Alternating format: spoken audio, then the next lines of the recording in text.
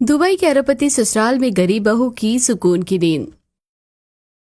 दोपहर के 2 बज रहे हैं। सूरज जैसे आसमान से आग के गोले बरसा रहा है। मीरा के कच्चे मकान के अंदर छत से धूप छनकर फर्श पर आ रही है। मीरा पसीने में पूरी तरह भीगी हुई हाथ के पंखे को तेजी से हिला रही है। उसकी आंखों के नीचे काले घेरे साफ दिख रहे हैं और वो कई रातों से सोई नहीं है। हे सूरज देवता, बस करो। क्या आज ही हमें भस्म कर दोगे? ये हाथ थक गया पंखा चलते चलते। मीरा की झपकी लगती है, तभी माँ की करहाने की आवाज उसे झकझोर देती है। मेरा बेटा गला सूख रहा है, थोड़ा पानी। हाँ माँ, आई माँ, तू फिक्र मत कर, मैं अभी पानी पिलाती हूँ। मीरा घड़े के पास भागती है, उसे उल्टा करती है। खाली घड़े से सिर्फ 2 बूंद टपकती हैं। नहीं, अब क्या करूँ? प्यास से माँ का दम निकल जाएगा और बाहर तो साक्षात मौत बरस रही है। पानी बेटा। माँ, तू आंखें मत मूंदना। देख, मैं अभी भाग के जा रही हूँ सरकारी नल पे। बस 5 मिनट, मैं ठंडा मीठा पानी लेकर आती हूँ। मीरा नंगे पैर सड़क पर दौड़ रही है। उसके पैर जल रहे हैं। सरकारी नल पर औरतों का शोर और गाली गलौज चरम पर है। पीछे हट कलमुही, पहले मेरी बाल्टी भरेगी। हटा अपनी बाल्टी, 2 घंटे से खड़ी हूँ यहाँ धूप में। मीरा अपनी बारी आते ही अपनी बाल्टी नल के नीचे लगाती है। ये क्या? ये पानी है या खौलता हुआ तेजाब? कोई तो रहम करो, इस पानी से तो चेहरा चल जाएगा। मीरा जलता हुआ पानी लेकर लड़खड़ाते कदमों से लौट रही है। तभी चचेरा भाई शराब के नशे में झूमता हुआ सामने आता है। तो हमारी महारानी साहिबा पानी ढो रही है। ला देखूं तो कितना कीमती पानी है इसमें। वो जानबूझकर बाल्टी में लात मारता है। बोलू के लात मारते ही बाल्टी लुढ़क जाती है और मीरा के घुटने जलती हुई सड़क पर रगड़ खा जाते हैं। उसके घुटनों से खून गिरने लगता है। भीख मांगने का ये नया तरीका निकाला है। घुटनों पर आकर तो बड़ी अच्छी लग रही है तू। भैया, ये पानी माँ के लिए था, वो प्यास से मर रही है। क्या आपको जरा भी रहम नहीं आता? क्या हम इंसान नहीं है? रहम की बातें मत कर। तू और तेरी माँ हमारे टुकड़ों पर पल रही हो और हमें ही ज्ञान दे रही हो। चल निकल यहाँ से। मीरा कांपते हाथों से अपनी खाली बाल्टी उठाती है। अपनी टूटी चप्पल को पैरों की उंगलियों में फंसाकर घसीटते हुए चलने की कोशिश करती है। नहीं मीरा, गिरना मत, माँ इंतजार कर रही है। सूरज देवता, आज ही सारा हिसाब बराबर करोगे क्या? एक तो घर में पंखा नहीं, ऊपर से बिजली कटी है और ये रास्ता है कि खत्म ही नहीं हो रहा। दोपहर की लू किसी चाबुक की तरह मीरा के चेहरे पर पड़ रही है। भूख और पानी की कमी की वजह से उसे सामने की सड़क हिलती हुई दिखाई दे रही है। आंखों के आगे अंधेरा छा रहा है। नींद का झोंका उसे बार बार पीछे खींच रहा है। हे भगवान, आंखें जैसी भारी हो रही है। बस मन कर रहा है कि इसी जल्दी सड़क पर लेट जाऊं और सो जाऊं। पर इस बदनसीब के नसीब में नींद कहाँ? अगर मैं सो गई तो मेरी माँ प्यासी मर जाएगी। उसे सड़क पर पानी का भ्रम होता है। वो उसे पकड़ने के लिए झपटती है और फिर से औंधे मुंह गिर जाती है। छिले हुए घुटनों से ताजा खून बहने लगता है और घर की ओर वो बढ़ती है। बस माँ, थोड़ी देर और, बस थोड़ा सा रास्ता। माँ इंतजार कर रही होगी। मीरा घर पहुंचती है। माँ को पानी पिलाने के बाद मीरा फूकनी से चूल्हे में फूंक मार रही है। धुआं उसकी आंखों में घुस रहा है, जिससे उसकी पहले से लाल आंखें और भी जलने लगी हैं। हे भगवान, गरीब के घर में जब चूल्हा जलता है तो पेट की आग तो बुझती है, लेकिन ये शरीर झुलस जाता है। काश इस दुनिया में कोई कोना ऐसा होता जहाँ बस थोड़ी सी ठंडक होती, बस थोड़ी सी। ये आंखें झपकी जा रही है। नींद का ऐसा रेला आ रहा है कि बस यहीं गिर जाऊं। रोटी बनाते बनाते मीरा का सिर चूल्हे की ओर झुक जाता है। उसे इतनी तेज नींद आ रही है कि उसे होश नहीं रहता कि उसका हाथ जलती आंच के कितने करीब है। तभी माँ की करहाने की आवाज उसे फिर से झकझोर देती है। गरीब के नसीब में चैन की नींद तो मौत के बाद ही लिखी है शायद। यहाँ तो पलक झपकना भी गुनाह है। जैसे तैसे रोटियां बनाकर शाम ढलती है, लेकिन रात के नाम पर सिर्फ अंधेरा मिलता है। उमस इतनी कि दीवारों से आग निकल रही है। बिजली न होने की वजह से मच्छरों का झुंड मीरा और उसकी माँ पर हमला कर देता है। बेटा मीरा, तू सो जा थोड़ी देर। तू दिन भर से भाग दौड़ कर रही है, थक गई होगी। सो जा मेरी बच्ची। माँ, नींद कहाँ आती है ऐसी गर्मी वाली रातों में? ऐसा लगता है जैसे ये जलती हुई दीवारें हमें निगल जाएगी। शरीर टूट रहा है, आंखें मूंद रही है, पर इस गर्मी और मच्छरों ने तो जैसे चैन से मरने का हक भी छीन लिया है। माँ, बस दुआ करो कि कल सुबह या तो हम जिंदा ना बचे या फिर ये गर्मी थोड़ी कम हो जाए। रात भर मीरा और उसकी माँ गर्मी और मच्छरों से लड़ते हुए करवटें बदलती रही। सुबह की पहली किरण अभी खिड़की से झांक ही रही थी। रात भर की उमस के बाद सुबह के 5 बजे मीरा की आंख अभी लगी ही थी कि दरवाजे पर जोर जोर से लातें पड़ने लगती हैं। चाचा पुनीत नशे में धुत होकर आए हैं। उनके हाथ में शराब की बोतल है। वो लात मारकर दरवाजा खोलते हैं। चाची कांति पीछे खड़ी मीरा का सामान बाहर फेंकने लगती है। ओए, उठ रे मुफ्त खोरो, पहचान के नहीं सोली तुम माँ बैठी, निकलो यहाँ से। बहुत देर हो गए मुफ्त की रोटियां तोड़ते हुए। चाचा जी रहम करो, अभी तो धूप भी बहुत तेज है, माँ को बहुत तेज बुखार है, वो खांस रही है। हम इस हालत में उन्हें लेकर कहाँ जाएंगे? रहम रहम क्या हलवे में डाल के खाएंगे? तेरे बाप ने जो कर्जा लिया था उसके बदले ही कमरा आज से हमारा हुआ। चलो और फुट यहाँ से। पुनीत भाई, अपनी इस बीमार बहन को कहाँ भेजोगे इस तपती धूप में? थोड़ा तो कलेजा पसीने दो। जहाँ मर्जी जाओ, मर जाओ या भीख मांगो, हमें मतलब नहीं। चल मीरा उठ, अपनी इस बीमार माँ को और बाहर निकाल। चल चल निकल, वरना घसीट कर बाहर फेंक दूंगा। चाची ने मीरा और निर्मला जी को धक्के देकर बाहर निकाला और पीछे से दरवाजा जोर से बंद कर दिया। बाहर निकलते ही गर्म हवा के थपेड़ों ने उनका स्वागत किया। जमीन से भाप उठ रही थी और लू के झोंके उनके चेहरों को झुलसा रहे थे। मीरा के घुटने छिले हुए थे। माँ का शरीर बुखार से तप रहा था, पर उनके पास सिर छुपाने की अब कोई जगह नहीं थी। मीरा बेटा, मुझे यहीं छोड़ दे। मेरी वजह से तू भी इस आग में जल रही है। अगर तू मेरे संग लगी रही तो तेरी जिंदगी भी नरक हो जाएगी। मैं अब और नहीं चल पाऊंगी। तू आगे निकल जा मेरी बच्ची। नहीं माँ, ये कैसी बातें कर रही हैं? जिस माँ बाप ने उंगली पकड़कर चलना सिखाया, पाल पोस कर बड़ा किया, उन्हें मैं ऐसे बीच सड़क पर अकेला कैसे छोड़ दूं? तू बस हिम्मत मत हार माँ, बस थोड़ा सा और चल ले। दोपहर के 2 बज रहे थे। सूरज की तपिश अब बर्दाश्त के बाहर थी। मीरा की आंखों के सामने अंधेरा छाने लगा था। उसे सब कुछ धुंधला दिखाई दे रहा था। तभी पीछे से एक बहुत तेज रफ्तार लग्जरी कार के आने की आवाज आई। टायर सड़कों को चीरते हुए आगे बढ़ रहे थे। माँ हटो, सड़क के किनारे चलो। मीरा ने भागने की कोशिश की, लेकिन निर्मला जी की कमजोरी और उनके लड़खड़ाते पैरों ने साथ नहीं दिया। माँ का पैर फिसला और वो सीधे उस तेज रफ्तार गाड़ी की चपेट में आ गई। एक जोरदार टक्कर हुई और निर्मला जी हवा में उछलकर सड़क की दूसरी तरफ जा गिरी। माँ नहीं, कोई बचा, मेरी माँ को बचा। गाड़ी के टायर घिसटने की तीखी आवाज, स्क्रीचिंग साउंड गूंजी और कार कुछ दूरी पर जाकर रुकी। मीरा पागलों की तरह दौड़कर माँ के पास पहुंची, जो खून से लथपथ जमीन पर पड़ी हुई थी। माँ नहीं, कोई बचा, मेरी माँ को बचा, कोई है या मेरी माँ को देखिए। गाड़ी का दरवाजा खुला और एक लंबा प्रभावशाली नौजवान बाहर निकला। आर्यन। उसके चेहरे पर घबराहट साफ दिख रही थी। वो दौड़कर मीरा और उसकी माँ के पास पहुंचा। मीरा अपनी माँ का सिर अपनी गोद में लेकर पागलों की तरह रो रही थी। आई एम सॉरी, मैंने अचानक ब्रेक मारा था, पर तुम लोग ठीक हो? माँ को क्या हुआ? ठीक? क्या खाक ठीक होंगे साहब? अमीर लोग सड़कों पर गाड़ी नहीं चलाते, हम गरीबों की किस्मत पर टायर चढ़ाते हैं। देखिए मेरी माँ को, उनकी सांसें उखड़ रही हैं। मेरी माँ को बचा लो साहब, प्लीज बचा लो।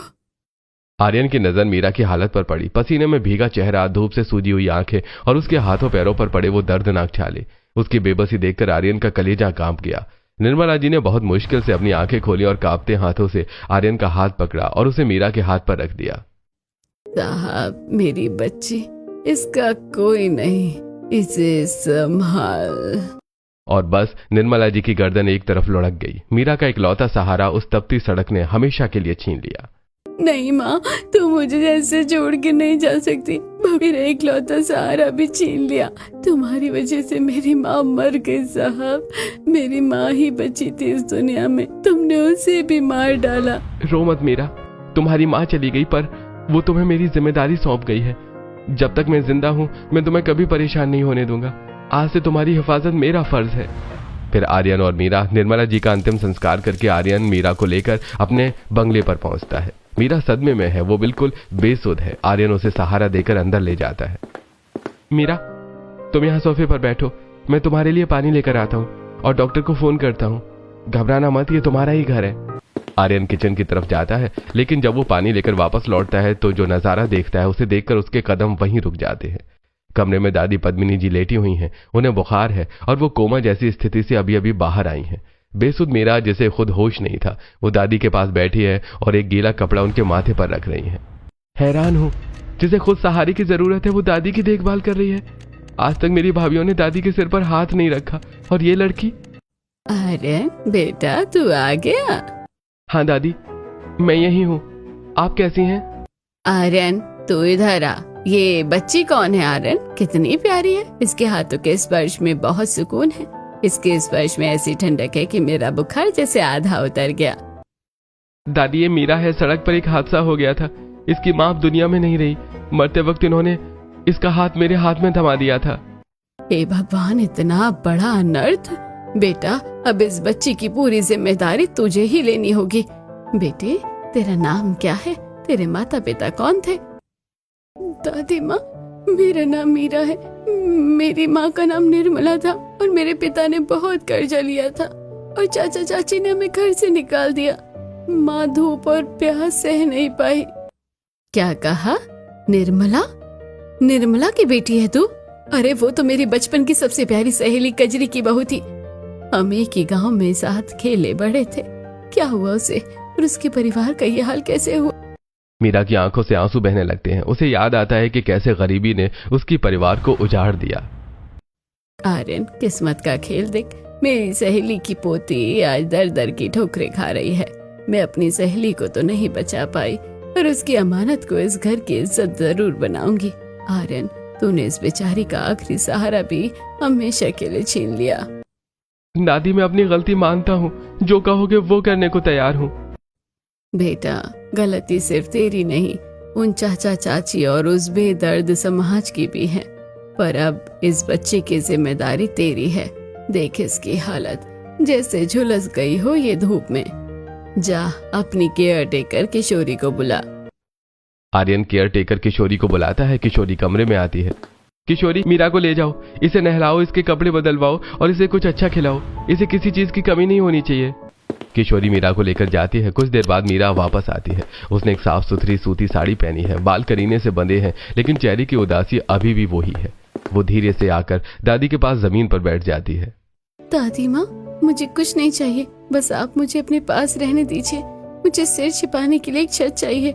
मेरी माँ ही मेरा सब कुछ थी, अब वो नहीं रही। मैं आपका बहुत ख्याल रखूंगी। आप मुझे यहाँ रहने की इजाजत दे दीजिए।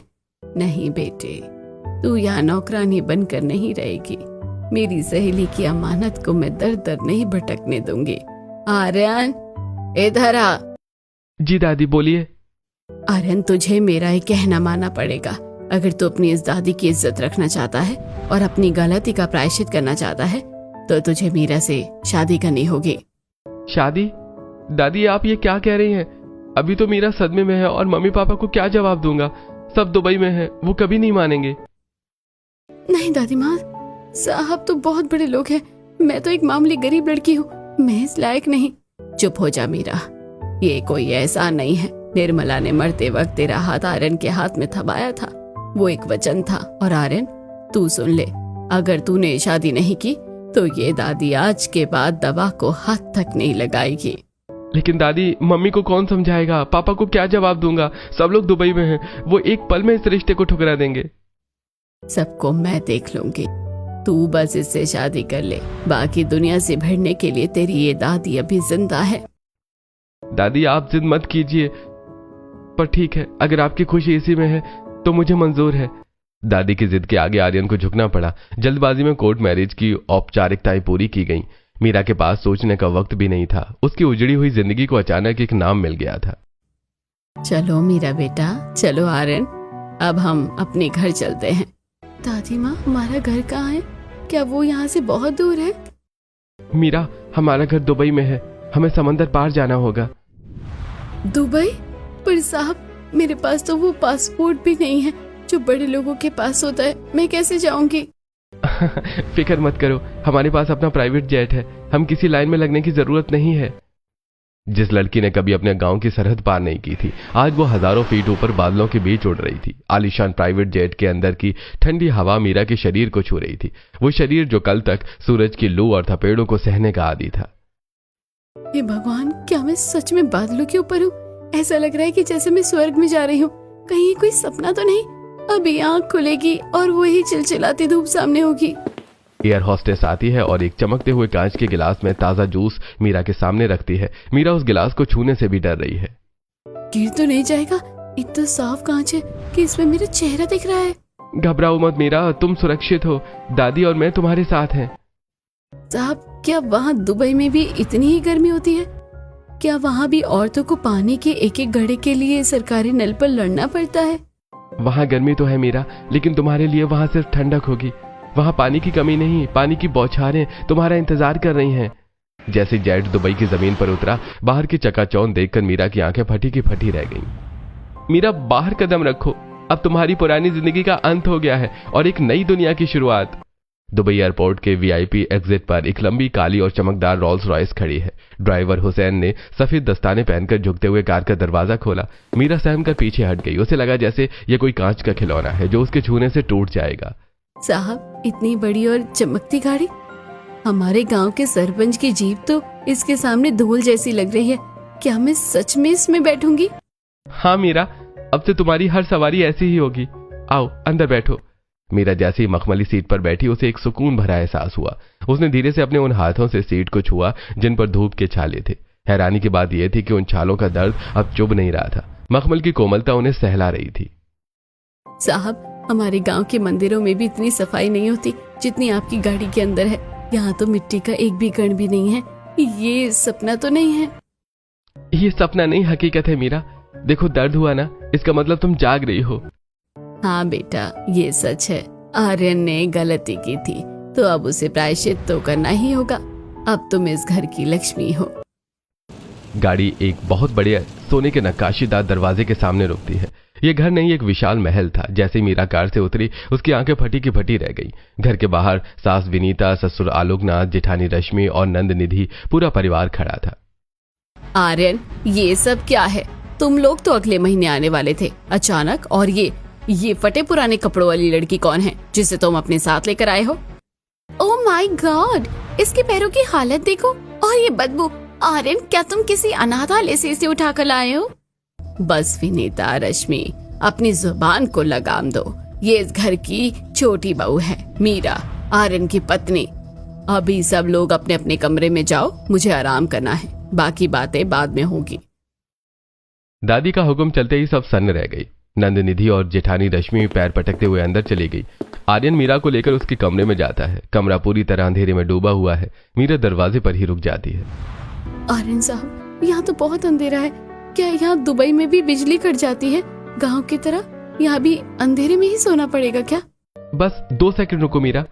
जैसे ही मीरा ने अंधेरा शब्द बोला, घर के वॉइस सेंसर्स एक्टिवेट हो गए। अचानक छत पर लगे विशाल झूमर एक एक करके जलने लगे। दीवारों लगी नीली एलईडी लाइट्स चमक उठी। तभी जादुई तरीके से रेशमी पर्दे अपने आप किनारे हट गए और सामने कांच का विशाल दीवार से बुर्ज खलीफा और दुबई की चकाचौंध दिखने लगी।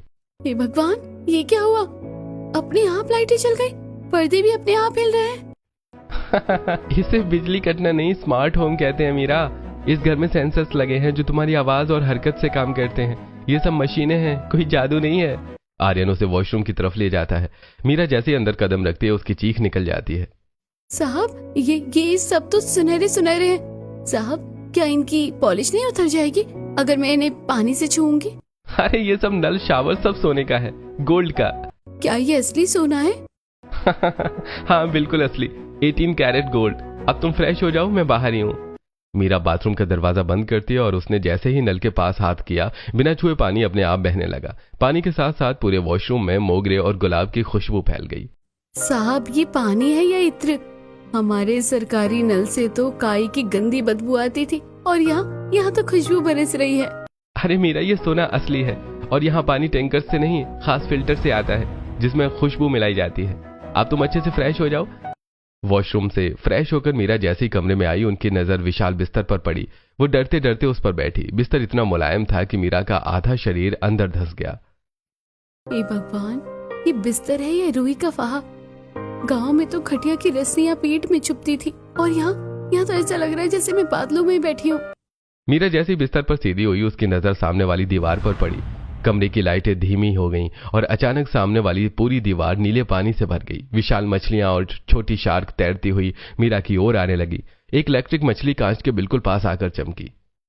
बचाओ बचाओ साहब, जल्दी आओ, समंदर घर के अंदर घुस आया है, ये मछली हमें खा जाएंगी, भागो साहब। अरे डरो मत मीरा, शांत हो जाओ, ये समंदर नहीं है, ये एक बड़ा सा एक्वेरियम है। देखो ये कांच लगा हुआ है, मछलियां बाहर नहीं आ सकती। कांच? पर साहब ये तो बिल्कुल असली लग रहा है। और ये मछलियाँ, ये जल कैसे रही हैं? इसमें रोशनी कहाँ से आई? इन्हें इलेक्ट्रिक फिश कहते हैं मीरा।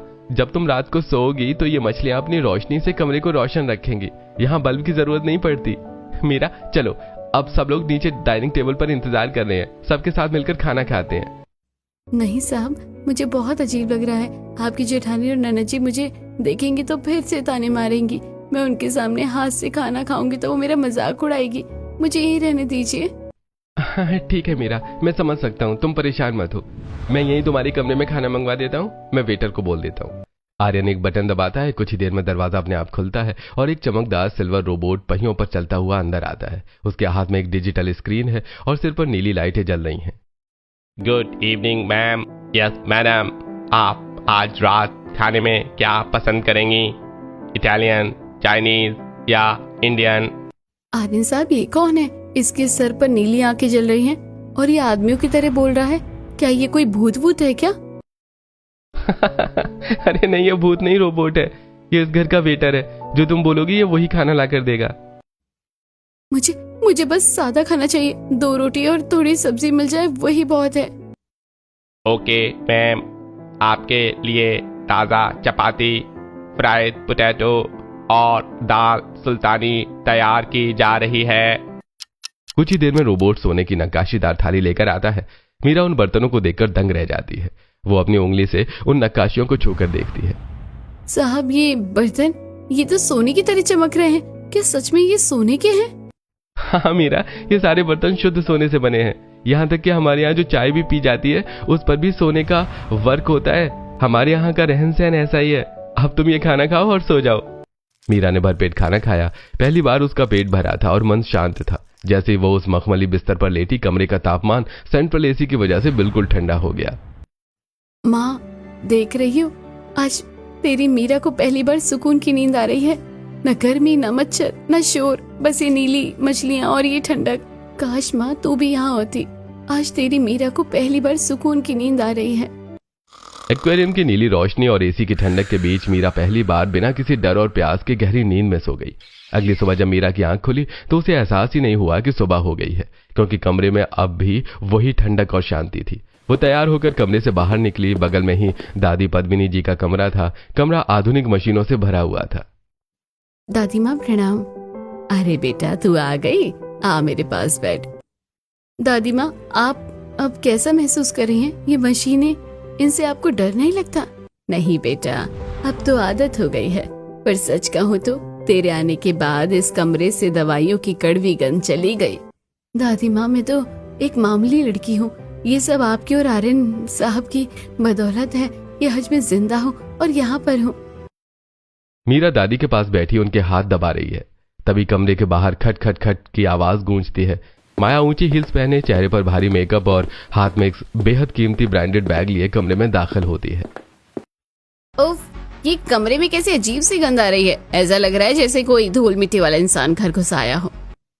माया, ये कोई और नहीं, घर की छोटी बहू मीरा है। जरा तमीज से बात कर। बहू? दादी माँ, आप मजाक कर रही हैं? ये कचरा उठाने वाली लड़की हमारे खानदान का स्टेटस संभालेगी। इसे तो ठीक से खड़े होने की तमीज भी नहीं है। आर्यन पता नहीं इंडिया के किस कूड़ेदान से इसे उठाकर लेकर आया है। माया की बातें सुनकर माया का चेहरा उतर जाता है। वो मायूस होकर सिर झुका लेती है। माया, जुबान संभाल। मीरा, तू इसकी बातों का बुरा मत मान बेटा। तू जाकर अपने कमरे में आराम कर। मीरा मायूस होकर अपने कमरे में आती है। उसे अपनी माँ की याद सताने लगती है। वो ताज़ा हवा के लिए कमरे की बड़ी सी बालकनी का दरवाजा खोलकर बाहर निकलती है। बाहर निकलती रेगिस्तान की तेज धूप और गर्म हवा ने उसे घेर लिया। यहाँ भी वही आग बरस रही है। मुझे लगा था दुबई में सिर्फ ठंडक होगी, पर ये धूप तो गांव जैसी ही जालिम है। मीरा धूप की तपिश से कांपने लगती है। तभी आर्यन कमरे में आता है और मीरा को बालकनी में परेशान देखकर चौंक जाता है। मीरा, क्या कर रही हो? तुम इस धूप में बाहर क्यों खड़ी हो? अरे पागल हो गई हो क्या? यहाँ का तापमान देखो, तुम झुलस जाओगी। साहब, यहाँ भी इतनी गर्मी है। मुझे लगा था यहाँ सब कुछ बदल गया है, पर ये सूरज तो यहाँ भी पीछा नहीं छोड़ रहा। अरे ये दुबई है मीरा, यहाँ बाहर रेगिस्तान है, पर इस गर्मी का इलाज भी हमारे पास है। चलो मैं तुम्हें एक ऐसी जगह ले चलता हूँ जहाँ तुम सब कुछ भूल जाओगी। आर्यन मीरा को घर के एक खास हिस्से में ले जाता है। अंदर चारों तरफ सफेद बर्फ की चादर बिछी है और ऊपर से रुई जैसे बर्फ के टुकड़े गिर रहे हैं। साहब ये क्या है? ये क्या घर के अंदर रुई गिर रही है? ये तो बहुत ठंडा है। इसे स्नो रूम कहते हैं मीरा। यहाँ का तापमान 0 से नीचे है। जब भी तुम्हें गर्मी लगे तुम यहाँ आकर बर्फ का आनंद ले सकती हो। देखो अब लग रही है गर्मी। मीरा उस बर्फ पर बैठ जाती है। ठंडी हवा और शांति की वजह से उसकी आंख लग जाती है। उसे वक्त का पता ही नहीं चलता। जब मीरा को नींद खुलती है वो अपने आलीशान कमरे में वापस आती है। सामने दीवार पर एक विशाल माइक्रो स्क्रीन लगी है। अरे ये कैसा शीशा है? इसमें तो बटन बने हुए हैं। जैसे मीरा स्क्रीन पर टच करती है स्क्रीन का रूप बदल जाता है। उसे आईने में अपना ही अक्स कभी स्टाइलिश गाउन में तो कभी लहंगे में दिखने लगता है। अचानक उसकी नजर एक रॉयल ब्लू साड़ी पर पड़ती है। ओह, ये नीली साड़ी तो बहुत सुंदर लग रही है। काश मैं इसे सच में पहन पाती। जैसे ही मीरा के मुंह से नीली साड़ी निकलता है पास ही खड़ा रोबोट वेटर हरकत में आता है। वो अलमारी से वही रॉयल ब्लू साड़ी निकालकर मीरा के सामने पेश कर देता है। बाप रे आर्यन साहब, ये रोबोट तो जादूगर है। इसने मेरे मन की बात कैसे सुन ली? आईने में जो देखा वो इसने लाकर मेरे हाथों में थमा दिया। अरे ये जादू नहीं मीरा, आर्टिफिशियल इंटेलिजेंस है, यानी कि एआई। यह घर तुम्हारी आवाज और पसंद को पहचानता है। यहाँ सब कुछ इशारों पर चलता है। जब मीरा वो रॉयल ब्लू साड़ी पहनकर और हल्का सा श्रृंगार करके कमरे से बाहर निकलती है तो आर्यन की नजरें उस पर ठहर जाती हैं। आर्यन साहब, आप ऐसे क्या देख रहे हैं? क्या ये साड़ी मुझ पर अच्छी नहीं लग रही? मैं इसे उतार दूं क्या? नहीं मीरा, मैं बस ये सोच रहा था कि कोई लड़की इतनी खूबसूरत कैसे हो सकती है। इस नीली साड़ी में तुम किसी राजकुमारी से कम नहीं लग रही हो। साहब, ये तो इस जादुई आईने और रोबो माल है। नहीं मीरा, मशीनें सिर्फ कपड़ा बदल सकती हैं, पर जो नूर तुम्हारी आंखों में है वो किसी मशीन में नहीं है। कुछ घंटों बाद मीरा पूरी तरह बदल चुकी है। उसके चेहरे की धूप की कालिमा जा चुकी है। बाल रेशम की तरह चमक रहे हैं और उसने हीरो का एक छोटा सा सेट पहना है। ओह माय गॉड, बूढ़ी घोड़ी लाल लगाम सुना था, आज देख भी लिया। आर्यन, इसे कितने भी महंगे इत्र से नहला लो, इसके अंदर से तो गांव के गोबर की ही गंध आएगी। सही कहा भाभी, शेर की खाल पहन लेने से गीदड़ शेर नहीं बन जाता। बस करो तुम दोनों, इसकी सीरत के सामने तुम्हारी सूरत कुछ भी नहीं है। चलो अब सब खाना खाओ शांति से। रात के खाने का वक्त है। आज मीरा हिम्मत जुटाकर सबके साथ डाइनिंग टेबल पर बैठी है। वो अपने हाथों से चावल खा रही है। उसे देखकर, भाई ये क्या तरीका है? ये हाथ से खाना क्यों खा रही है? छी, कितनी अनपढ़ लग रही है। नन्नत जी, मुझे इसकी आदत नहीं है। गांव में तो हम हाथ से ही माँ के हाथ का पराठा खाते थे। क्या यहाँ एक पराठा मिल सकता है? पराठा? ओह गॉड, यहाँ हम सब डाइट पर हैं और इसे पराठा चाहिए। सुनिए, यहाँ पराठे नहीं बनते, यहाँ कॉन्टिनेंटल खाना मिलता है। मीरा की आंखों में आंसू आ जाते हैं। मीरा अपने कमरे में आकर सो जाती है। आधी रात को अचानक बिजली का एक झटका जैसा लगता है और कमरे की इलेक्ट्रिक मछलियां अपनी पूरी रोशनी के साथ चमकने लगती है, जैसे मीरा पर झपट्टा मारती है। बचाओ बचाओ आर्यन साहब, मछली खा जाएगी, बचाओ। मीरा की चीख सुनकर पूरा परिवार, आर्यन, दादी, माया और निधि कमरे में दौड़कर आ जाते हैं। क्या तमाशा है ये? रात के 2 बजे ये चिल्ला क्यों रही है? साहब, वो मछली, वो मुझे निगल नहीं आ रही थी। मछली?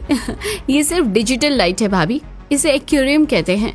आप तो सच में डरपोक निकली, इतनी बड़ी हो गई और लाइट वाली मछली से डर रही हैं। निधि मजाक उड़ाकर चली जाती है। मीरा उदास होकर फिर सो जाती है और अगले दिन सीढ़ियों से उतरते समय विनीता जी का पैर फिसल जाता है और उनकी हड्डी टूट जाती है। पूरे घर में अफरा तफरी मच जाती है, लेकिन दुबई के इस प्रोफेशनल घर में कोई किसी के पास नहीं बैठता। कोई है? रश्मि, निधि, मेरा पैर बहुत दर्द कर रहा है। मम्मी जी, मैंने रोबोट को दवाई और पट्टियों के लिए कमांड दे दी है, वो आ रहा होगा। मुझे अपनी फ्रेंड के साथ ब्रंच पर जाना है, वरना मेरी बुकिंग कैंसिल हो जाएगी। और मॉम, मैंने डॉक्टर को व्हाट्सएप कर दिया है, मेरा योग सेशन शुरू होने वाला है, मैं बाद में आती हूँ। सब लोग मशीनों और नौकरों के भरोसे विनीता जी को छोड़कर चले जाते हैं। तब मीरा दौड़कर आती है। वो विनीता जी के सिर के नीचे तकिया रखती है, अपने हाथों से उनके पैर दबाती है और गर्म सिकाई करती है। माँ जी, आप घबराइए मत, मैं यही हूँ। मैं आपके लिए हल्दी वाले दूध और दलिया बनाकर लाती हूँ। तू यहाँ क्यों बैठी है? तू भी चली जा अपने कमरे में। नहीं माँ जी, बीमार को रोबोट के सहारे नहीं, अपनों के सहारे की जरूरत हो। अगले कई दिनों तक मीरा ने विनीता जी की सेवा की। वो समय पर दवा देती, उन्हें नहलाती और उनकी हर छोटी जरूरत का ध्यान रखती। विनीता जी की आंखों में आंसू आ जाते हैं। वो मीरा का हाथ पकड़ लेती है। बेटा मुझे माफ कर दे, मैंने तुझे क्या क्या नहीं बोला, पर मेरी अपनी बेटी ने भी मेरी उतनी सेवा नहीं की जितनी तूने की। तू सच में इस घर की लक्ष्मी है। देख लिया विनीता, ये है संस्कार। तेरी पढ़ी लिखी बहुओं ने तुझे रोबोट के हवाले कर दिया और इस अनपढ़ लड़की ने तुझे माँ का दर्जा दिया। कुछ महीने बाद घर में एक और बड़ी खुशखबरी आती है। मीरा प्रेग्नेंट हो जाती है। अब सास विनीता जी खुद मीरा का ख्याल रखती हैं। 6 महीने बाद दुबई के उस आलीशान बेडरूम में सुबह के 10 बज रहे हैं। मीरा मखमली गद्दे में धंसी हुई गहरी नींद में है। तभी आर्यन कमरे में आता है। अरे ओ कुंभकर्ण की नानी, उठ भी जाओ, सूरज बुर्ज खलीफा के ऊपर पहुंच गया है और तुम अभी तक खर्राटे भर रही हो। ओह साहब, माफ करना, मुझे पता ही नहीं चला। गांव में तो सूरज की पहली किरण पीठ जला देती थी, पर यहाँ तो पता ही नहीं चलता कि दिन कब हुआ। क्या बात है मीरा, आजकल तुम बहुत लेट उठती हो, कोई दिक्कत है क्या? दिक्कत नहीं, सुकून है। मायके में ना तो छत थी ना पंखा, पूरी रात मच्छर और गर्मी से लड़ती बीतती थी। आंखों के नीचे जो ये काले घेरे हैं ना, ये सालों की अधूरी नींद का कर्ज है। आपके इस घर में आकर पहली बार मुझे पता चला कि सोना किसे कहते हैं। यहाँ की ठंडक मुझे माँ की गोद का एहसास कराती है। अगर आपको कभी दुबई जाने का मौका मिले तो आप वहाँ की किन मशहूर जगहों पर जैसे बुर्ज खलीफा या पाम जुमेराह पर अपनी सुकून की नींद लेना पसंद करेंगे?